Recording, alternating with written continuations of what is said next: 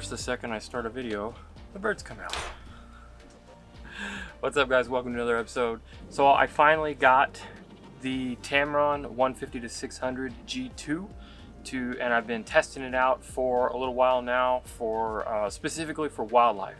So I really wanted to put this through its paces and get a good idea of what it's capable of and see how good of images I can get out of it for wildlife. So let's get the build quality out of the way first. It might be important to some of you, it might not be, but this thing is built like a tank. It is built beautifully like all of the other Tamron SP lines.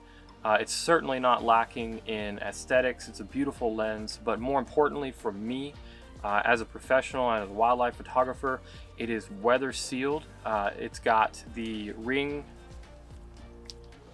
It's got the O-ring on the back right here, the nice little gasket. Keep that weather sealed.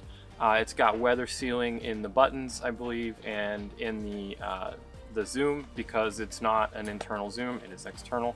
It's got the coated front element, which is great for reducing smearing and waterproofing and all that, water resisting and all that. I have had it out in the rain a little bit and it's done totally fine. So that's the build quality, all metal construction. I will mention real quick the tripod collar, just like all of the new Tamron stuff, is Arca Swiss compatible, so that's great for me being able to throw that onto my Arca Swiss tripod heads, so that's fantastic. So let's talk about something else that's super important, and that's usability, hand holdability. Like I said, it is a big lens. This, for comparison, is my Canon 100-400 Mark II. And this thing is substantially larger, so that's all the way zoomed out. But doing a little comparison here, you can definitely see the size difference.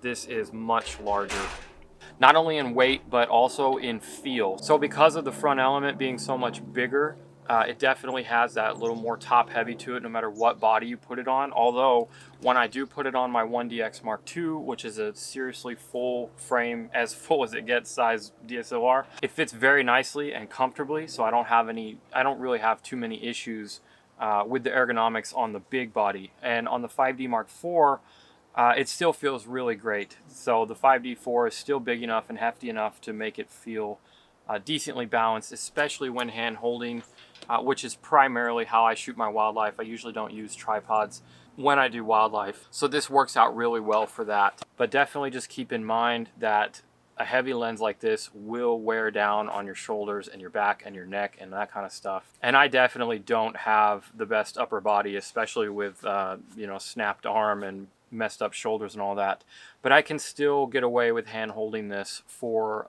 quite a few hours. So let's talk about autofocus next. I think I might put that a little more high on the importance list than straight up image quality for right now, because I really believe that if you can't lock focus on your subject, then it doesn't matter how good of quality the image is capable of, it's not going to be in focus.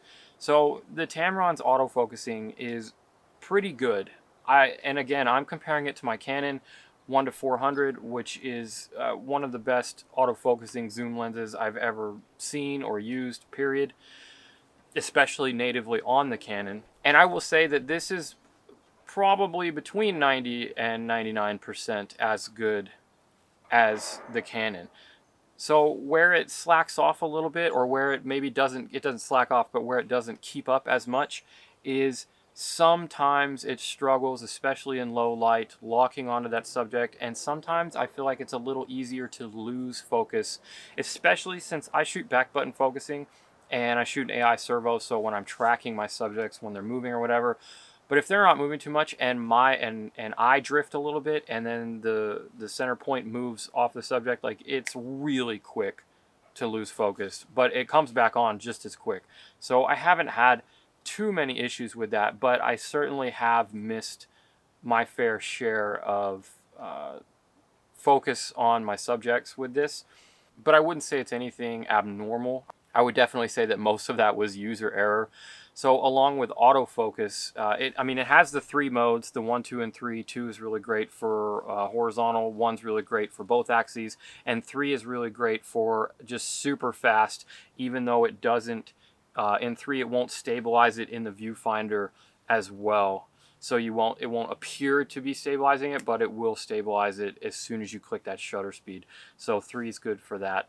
But the lens itself does a great job with autofocusing. Overall, I haven't had any complaints.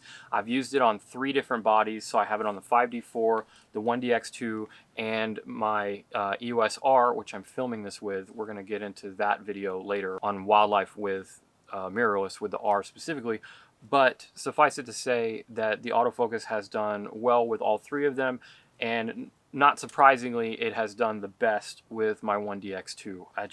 This having the biggest battery and the most beefy autofocus system has just really been able to push it. It's just really been very responsive with the 1D. Kind of going along with focusing, and before we get to image quality straight out, the other thing about technique and something to note about this lens and any lens really is the focal length. When you're at 600 millimeters, the longer your focal length, it should be kind of common sense that the harder it's going to be to keep it stable. And so even though this does have a great autofocusing system, I've found that at 600 millimeters, I really have to keep my shutter speed higher. Especially higher than 600 in order to really nail focus, and also for motion blur. So the longer the focal length, the more motion blur you're going to have, because you're just that magnification.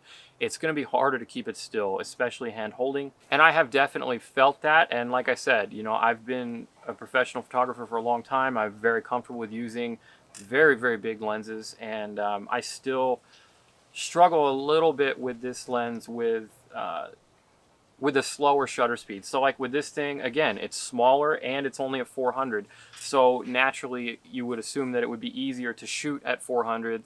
I can shoot comfortably if the birds or the wildlife aren't moving around too much. I can totally comfortably shoot like 1/125th, 1/250th of a second with this guy. And I haven't been able to get those slower shutter speeds with this, even with a relatively still subject. If I was on a tripod, probably, but again, hand holding, real world use here, that just hasn't been the case. I've had to keep it up around or above 600th of a second, even when the light's going down. So that's just something to be aware of. Again, that's technique, and again, I don't have the best arms for just hand holding like a beast for hours on end, but that's definitely just something I want to point out with this being a 600 millimeter. That's always a factor. All right, so let's get on to image quality. I have had no issues with image quality whatsoever with this lens. And let me just point out here, along with the image quality, is that none of the tests that I'm doing here are scientific. I've been focusing completely on real world use and how I use it. I've been taking it out every morning and going birding with it and going shooting wildlife and stuff like that. And I've used it on multiple bodies, like I said. So I'm not putting this up on tripods and putting it next to this and using, the same settings and doing these empirical tests. I'm just going on feel here and going on how has this been working for me in real world uses. And like with the previous generation of the 150 to 600, the version 1 of this, it was definitely soft at 600, and it was way softer than this at 400, and it was way softer even to this cropped into 600 to match it. It was still softer. And this, I am happy to say, that is not the case. This is much sharper. I have been able to get some seriously sharp images out of this, especially when the conditions are right and you have good technique and all of that stuff. So like these shots here in bright daylight, beautiful sunlight, perfect conditions when the ISOs are lower than 1000 and the shutter speeds are high enough to freeze that frame, and there's enough light to really just make that image pop. I have had some of these fantastic images, and I've been very happy with being able to even crop in up to 50% on some of these images, and that is really impressive. So I think that's the biggest thing that most people, especially wildlife photographers, are going to be concerned with. How is it at 600? Well, I can tell you it's sharp. How is it at 600 when you crop it? I can tell you, if you have the right conditions, again, cropping it 50%, you're not going to have any problems. If you nail that shot and you nail the autofocus and your shutter speed's good and your lighting's good, 50% crop, this is gonna hold it, especially if you have a decent body that's been released in the last few years. All the sensors are great. So for me, cropping on my 5D4 and cropping on the R has been no problem, 30 megapixels. Cropping on the 1D, that's where I thought that I would see some suffering, but I really haven't. And I attribute that to the 1D just being such an amazing camera with a great sensor, and 18 megapixels is still plenty if you're not cropping more than 50%, I've found. So even on the 1D and cropping in, I haven't really had too much image quality loss there, and I've been very satisfied with knowing that I can still crop into these images and print out and it be decent if I want. So I think that's kind of like the big things that I'm concerned about as a wildlife photographer, and I think that's kind of the big things about this lens that most people have questions about. I will say though that I don't normally say this for other types of photography, but wildlife photography is one of those things where your camera body does kind of matter. It never matters as much as the lens does, even in wildlife photography. The lens is always more important, but it does kind of matter in your body's ability to autofocus, the amount of autofocus points it has, the ISO capabilities, definitely, because getting into that image quality and real world use, this is a 6.3 lens, meaning that if you're zoomed out to 600 all the way, this is the minimum aperture is f6.3. That is not good. That is not a lot of light, and that means that you're gonna constantly be having your ISO higher than you might want. And I can definitely attest to, I have very rarely shot with this lens at ISOs under 1,000, and that is because, again, at 600 you need a shutter speed of at least 600th of a second, if not more. Especially if you're going to be doing birds in flight and stuff like that, then you need shutter speeds of 1,000th, 2,000th, 2,500th of a second, stuff like that. And if you're shooting on cloudy days, or if you're shooting in dense forests or anything like that, you're going to feel it on this lens, and that's where your bodies are going to help out, because in those situations, I put it on this 1DX Mark II and I had a lot less problems than I would have if I would have even shot it on my R or the 5D Mark IV, both of which are no slouches for cameras. But that just goes to show the testament of how good the 1DX2 is in low light. And then again, with the autofocusing, I had no major issues, although the autofocusing definitely wasn't as snappy or as quick or as on target with my other two bodies as it was with my 1DX Mark II. And that's the body. That's not the lens's fault. That would have been the same, and it is the same when I shoot with this lens or any other lens. It's just, this thing is amazing with the autofocus and pushing that. So would I recommend this lens as a professional wildlife photographer? Absolutely, especially for beginner photographers, although I will not limit its use or its usability to just a beginning photographer. I would say that this lens definitely goes far beyond an entry-level lens. I mean, it's got a great price. It's half the price of this thing, but it's not an entry level. This thing's built like a tank. The image quality is fantastic, weather sealed. It will last you a long time. It will be a great investment. Would I, if you're someone who is a medium level to advanced level photographer, and maybe you already have something like this and you want the extra reach, this is where it gets tricky for me. I've been going back and forth with this. I love the extra 200 millimeters, and like I said, when I get the right conditions and it's nice and sunny and all of that stuff, or I'm shooting on my 1D, I love it, and having that extra reach is absolutely phenomenal. But where it gets tricky for me is, again, this is f6.3, this is an f5.6, so 5.6 is still slow comparatively speaking. However, it still lets in more light than this thing. So cropping with this and being able to keep the ISO a little bit lower definitely still, for me, produces amazing images. One more thing regarding image quality. So I have put this lens through the test in about as many different lighting conditions as I could possibly get into, and obviously in bright sunlight it's beautiful. Some of these images are just some of my favorites, absolutely gorgeous. On cloudy days you're going to suffer a little bit with the ISO, but again, the image quality is still there. Backlighting is another thing that I was really concerned about. Backlighting is really difficult for wildlife, and it's really hard. It depends a little bit on your camera body as well, how well it handles dynamic range and all that. But in terms of lens flaring, and what has been really impressed me with this Tamron is the lack of chromatic aberration. I have put the sun almost right behind my subjects. I have shot in side light, backlight, overexposed, all of that stuff, and I have not seen any chromatic aberration, and that has really impressed me. So I've been very happy with that. As far as usefulness goes overall, for all types of photography, I definitely would not sell this just to get this.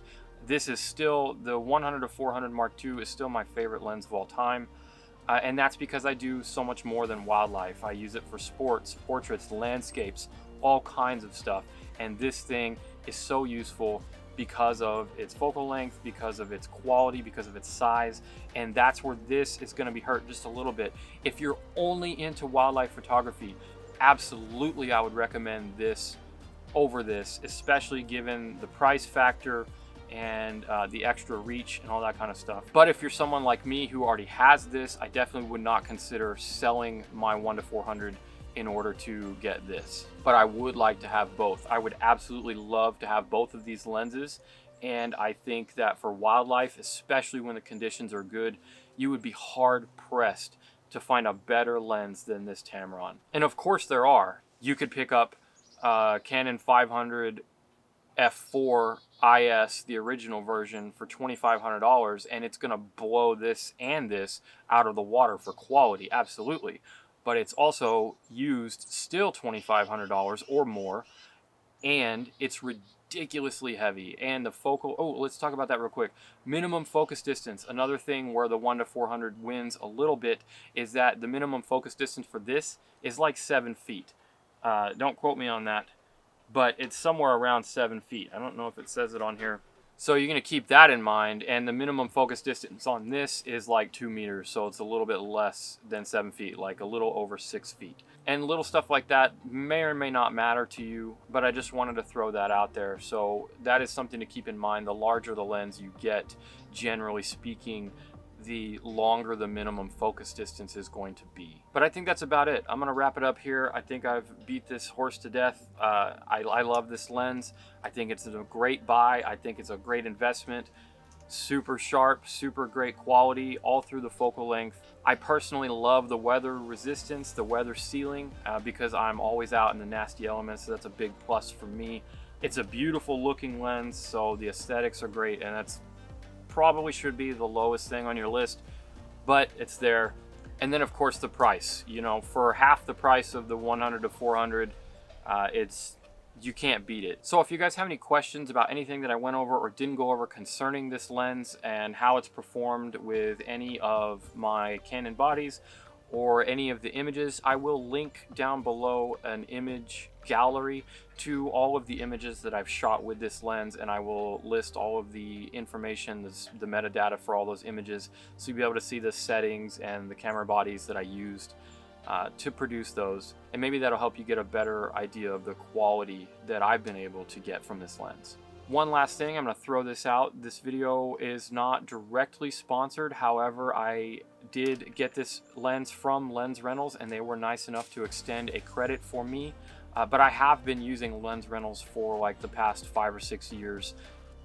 They're who I use for everything. So when I do my wildlife workshops, when I go places where I need lenses that I don't have, when I'm testing new gear like this for you guys, I have always used Lens Rentals, and they're fantastic. So I have a link down below for Lens Rentals. If you guys want to check out this lens or any of these bodies or anything else, go check them out. If you're in the US, they are hands down the best rental company I've ever worked with. So huge shout out for them. It's a super easy process, and I absolutely cannot say enough how much I love using Lens Rentals to be able to do stuff like this. It's fantastic. So if you have questions about any of that stuff, leave them in the comments below. You know I'll definitely answer them. Hit that like button if this video helped you out. Don't forget to subscribe to the channel if you haven't already. I've got new videos every week. Thanks for watching. I'll see you in the next one.